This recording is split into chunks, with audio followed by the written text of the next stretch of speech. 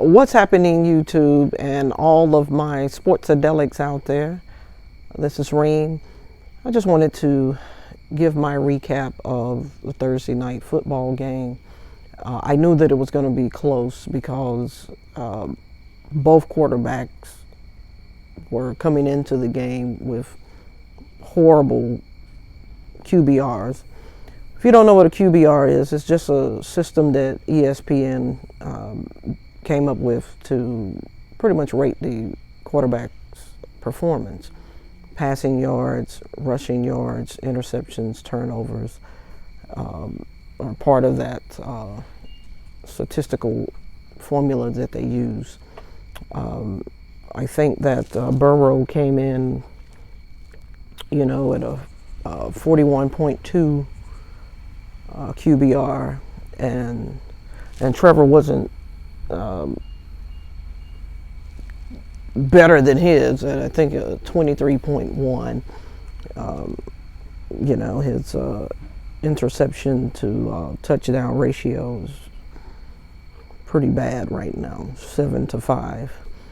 But I felt like he played much better tonight. It's obvious. We know what we're getting from the Jacksonville Jaguars. I think this is like their 19th loss in a row dating back from last season. It doesn't appear that they really have some guys out there that, making plays when they need it.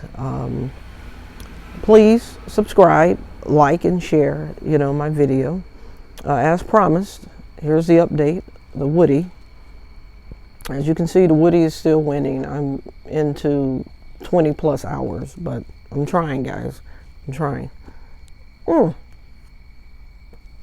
if I didn't know any better, I would think that Urban Meyer came out of retirement to coach Trevor Lawrence and Travis Etienne just to sabotage them from the 2019 Clemson-Ohio State game.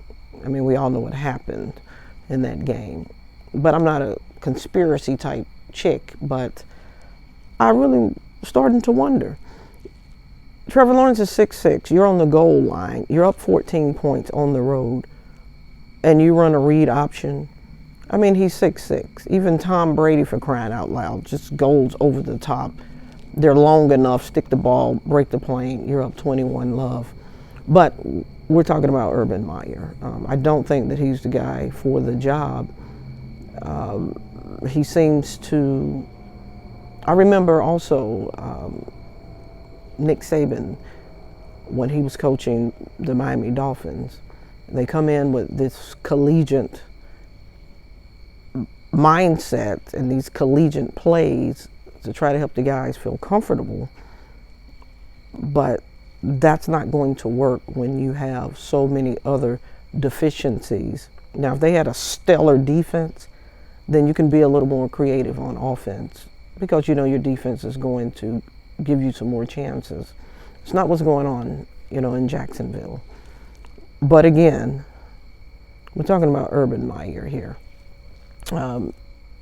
As successful as he was as a collegiate coach, when you think about some of his decision making, he would have been more successful, I think. I don't think he's going to be the answer. I think maybe going to get past Trevor Lawrence's, contract season, and then they're going to have to move on from this guy. It just doesn't appear that they're working in unison and that they have bought into Urban Meyer. But what do I know? I mean, I'm just a chick, right? But like I said, all in all, I think it was a good performance. Certainly, Joe Burrow played lights out. Excellent quarterback. What I like about Joe Burrow, he was battle tested. He went into his 5th year. He transferred, had an incredible season, at LSU. Broke all kind of records. Won the Heisman. Any and everything that you could dream up that you would want to have happen In one football season, it happened for him. But what I appreciated the most, did you see him in the locker room? After the game, he was enjoying a cigar. But not just any cigar. He didn't have the Woody. But again, I think that we're going to be in for a long, long, long haul watching Jacksonville this season. Coming into the game, they lead the NFL in 3 and outs. I was happy to hear that because God knows I thought it was my Washington football team. I thought we led the league in 3 and outs. We have to be second, I would think.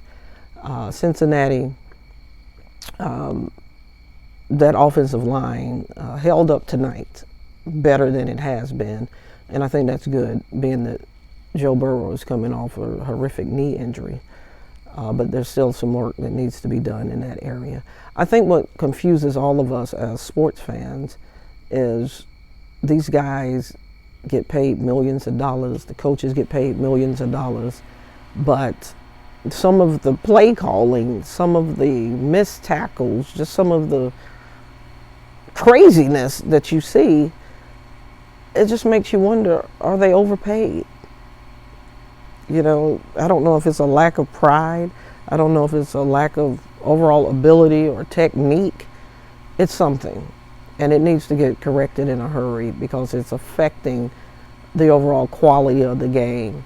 When you have slow, tight ends that make one move and turn it upfield and sling some guy off and scoring touchdowns, you know that something is amiss. These DBs, these cornerbacks, these safeties are going to have to get it together. I just don't think that the play in those positions, DB, cornerbacks, and safety, has really been up to par across the board thus far this season. It's really been horrific when you think about it. But again, I just wanted to come on, give you my breakdown analysis of this particular game. It really went like I thought it would. I knew that it would be a close game. Just looking at the numbers coming in, both teams were kind of neck and neck with rushing yards per game. Jacksonville, with their passing yards, I think they were just ahead of Cincinnati, not even 60 yards ahead in overall passing per game.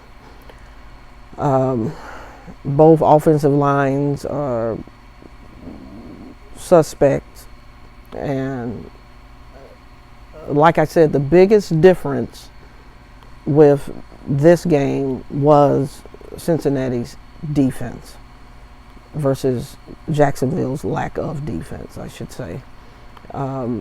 Subscribe, like, and share, this video. And to all my Sports-A-Delics out there, please comment. I want to hear what your analysis and your synopsis of this game was if you tuned in. Or if you just watched the video and you want to give me some feedback, my synopsis of the game, I'm certainly open to it. Again, subscribe, like, share, leave a comment. Thank you, and have a good night.